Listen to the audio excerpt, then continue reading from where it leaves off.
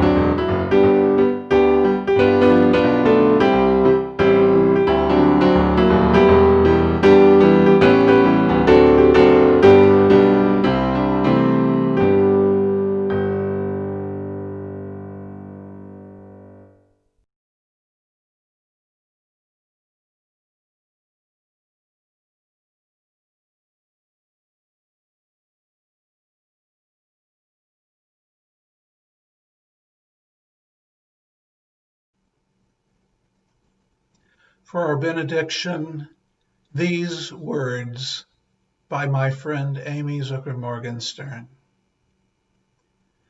May all our time together in all manners, virtual or in person, be blessed by open-hearted sharing, learning from one another, and finding harmony together through all our ways of connecting.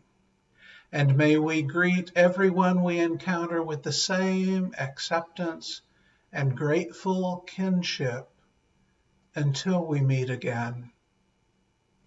Amen, and blessed be.